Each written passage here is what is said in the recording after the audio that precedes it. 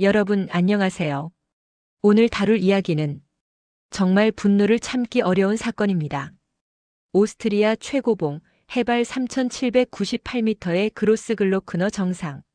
그곳에서 한 여성이 저체온증으로 숨졌습니다. 그런데 이건 단순한 등반 사고가 아닙니다. 함께 올라간 남자가 그녀를 산 위에 혼자 버려두고 내려왔기 때문입니다. 영하의 폭풍 속에서 저체온증으로 꼼짝도 못하고 무려 6시간 반을 산꼭대기에서 기다린 끝에 결국 여성은 숨지고 말았습니다. 혹시 남자의 고의적 살인이라 생각하시면 화면을 2번 두드려 주세요. 지금부터 이 비극의 전말을 낱낱이 파헤쳐 보겠습니다. 사건은 올해 1월 오스트리아에서 시작됩니다. 등반 경험이 풍부한 오스트리아인 남성, 그리고 고지대 경험이 거의 없는 여성. 두 사람은 연인 사이였습니다. 그로스글로크너는 오스트리아에서 가장 높은 산입니다. 겨울철에는 기상 변화가 극심하고 강풍이 몰아치는 위험한 곳이죠. 전문 등반가들도 신중하게 접근하는 산입니다. 그런데 이 커플은 출발부터 문제가 있었습니다. 계획된 시간보다 2시간 이상 늦어진 거예요. 상식적으로 생각해 보세요. 겨울산에서 2시간 지연이면 어떻게 해야 할까요? 당연히 등반을 취소하거나 연기해야 합니다. 해가 빨리 지고 기온이 급격히 떨어지는 겨울에는 시간이 곧 생명이니까요. 하지만 이 남성은 무리하게 등반을 강행했습니다. 고지대 경험도 없는 여성과 함께. 이미 이 순간부터 비극의 씨앗이 뿌려진 겁니다. 두 사람은 쌓인 눈을 헤치며 힘겹게 올라갑니다. 정상까지 약 50m를 남겨둔 지점. 거의 다 왔다고 생각하는 그 순간 여성이 갑자기 쓰러집니다. 극심한 탈진, 저체온증, 방향 감각 상실, 전신 기능이 멈춰가는 상황. 이건 고산병과 저체온증이 결합된 매우 위험한 상태입니다. 즉시 보온 조치를 하고 하산을 시작하거나 구조를 요청해야 하는 긴급 상황이죠. 이 순간 남성에게 필요했던 건 단 하나. 동행자를 지키겠다는 책임감. 하지만 그는 전혀 다른 선택을 합니다. 여기서부터가 정말 충격적입니다. 남성은 쓰러진 여성을 그 자리에 두고 혼자 하산하기로 결정합니다. 도움을 구하러 내려가겠다는 명목으로요. 그런데 이게 말이 됩니까? 영하의 기온, 강풍이 몰아치는 해발 3,700m가 넘는 고지대에 움직일 수도 없는 사람을 혼자 두고 내려간다고요? 이건 등반계에서 절대 해서는 안 되는 금기 중의 금기입니다. 동반자를 버리고 내려간다는 건 그 사람을 죽음에 방치하는 것과 다름없습니다. 산악 전문가들은 입을 모아 말합니다. 어떤 상황에서도 동행자를 혼자 두고 가서는 안 된다. 함께 천천히 하산하거나 둘 다 그 자리에서 구조를 기다려야 합니다. 하지만 이 남자는 그녀를 버렸습니다. 꼼짝도 못하는 상태로 폭풍이 몰아치는 산 위에서 무려 6시간 30분 동안이나. 여러분 상상이 되십니까? 영하의 추위 속에서 혼자 버려진 채 죽음을 기다려야 했던 그 여성의 공포와 절망이. 그녀는 결국 그 자리에서 동사했습니다. 그런데 여기서 끝이 아닙니다. 더 충격적인 사실이 드러났어요. 이 커플이 조난당한 시각은 전날 오후 8시 50분경. 그 시간에 경찰 헬기가 인근을 수색하며 구조 신호를 보냈습니다. 조난자가 있는지 확인하려고 여러 차례 연락을 시도한 거죠. 그런데 남성은 전혀 반응하지 않았습니다. 왜냐고요?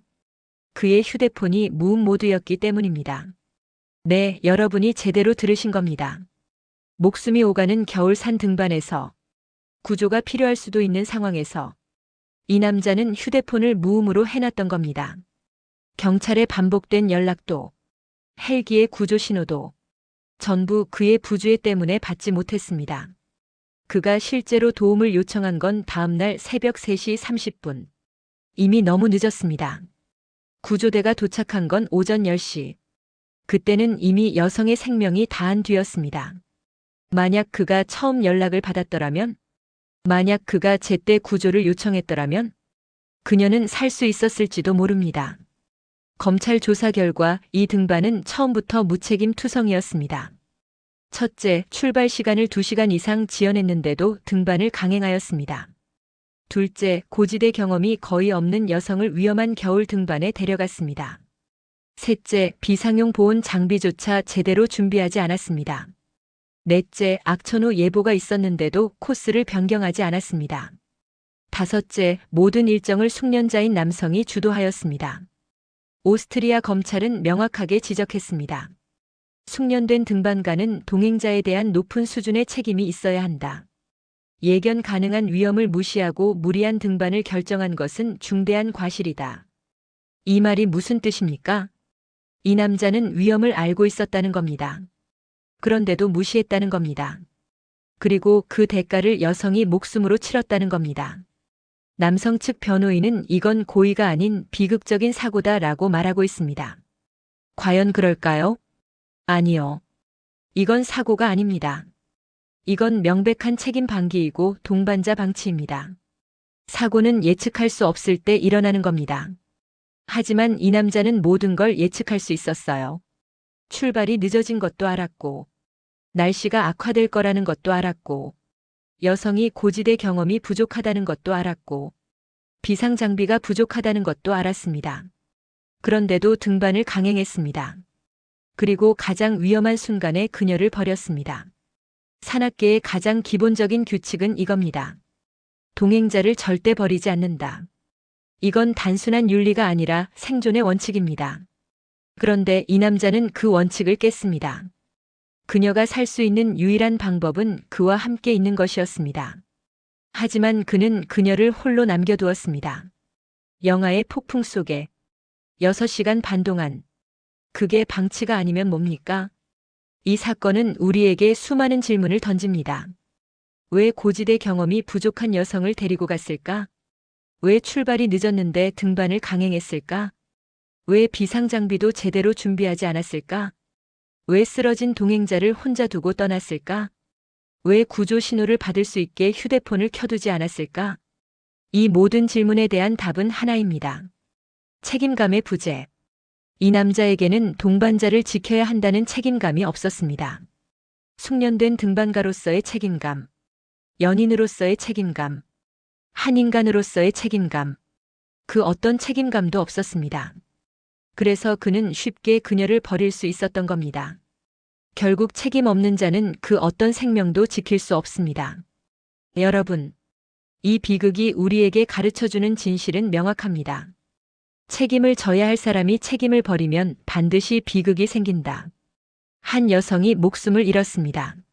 사랑하는 사람과 함께 산에 올랐다가 가장 힘든 순간에 버림받고 혼자 죽어갔습니다. 그 억울함과 고통은 상상조차 할 수 없습니다. 이 남자는 지금 무슨 생각을 하고 있을까요? 고의가 아니었다는 변명이 과연 그녀의 죽음을 정당화할 수 있을까요? 아닙니다. 고의가 없어도 책임은 있습니다. 무관심도 죄입니다. 방치도 살인입니다. 저는 이 여성의 억울한 죽음이 결코 잊히지 않기를 바랍니다. 그리고 법정이 이 남성에게 마땅한 책임을 물어주기를 바랍니다. 책임을 져버린 자는 반드시 그 대가를 치러야 합니다. 그것이 법의 정의이고 사회의 정의입니다. 여러분은 어떻게 생각하십니까?